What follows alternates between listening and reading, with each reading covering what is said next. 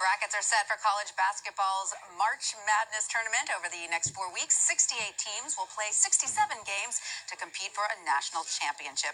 Virginia is the #1 overall seed. That is the 6th time they've held the top spot.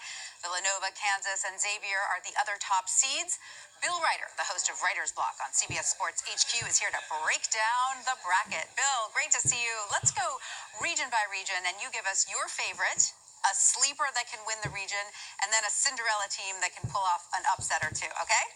You got it. Let's do it. I'm ready. Let's start with the South.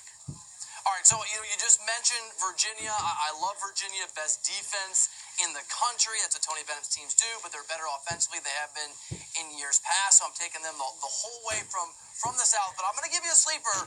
It doesn't sound like a sleeper, Kentucky, but it wasn't that long ago, Tanya.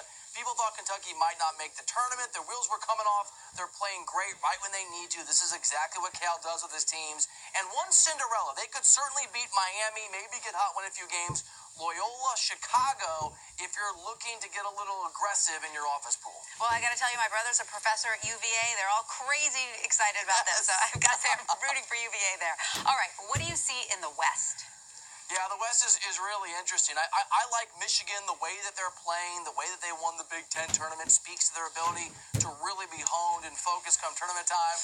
My sleeper to win the region, it's total bias. I went to school there. I plug them every time I'm on CBSN, but I'm doing it anyway. They lost to Georgia in the SEC tournament. Missouri, because they have in Michael Porter Jr., he's only played one game this year, really, against Georgia, looked really rusty, but he's the best talent. He's the most talented player in this bracket, Tanya. So if he can play right, Missouri can get hot. They could certainly be a scary team. And a little bit of a Cinderella, South Dakota State has the best score in the country. And Mike Dom, we've seen in the past, when a mid-major brings a great score, they can do some damage. I'm glad to hear everyone has sports loyalties, even sports reporters.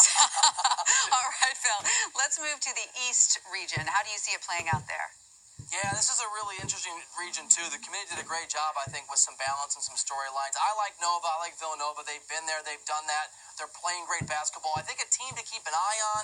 I don't know if they're actually considered a sleeper or not, but Wichita State, we've seen this team before play such good basketball. A great head coach in Greg Marshall. I think they're a team that if they got hot, they could be really good and really dangerous. And yet, my Cinderella is the team they face in the first round. So either way, I'll get one of these right. Marshall's really interesting. First tournament, Tanya, in 31 years.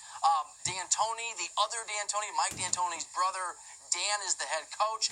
Great pace of play. Wichita State doesn't guard the three particularly well. It would be a huge win, but if Marshall can get it going, I think they could do something really special. Could be exciting. All right. Finally, the Midwest, which some are calling the region of death, and that's because it's stacked with Kansas, Duke, and Michigan State.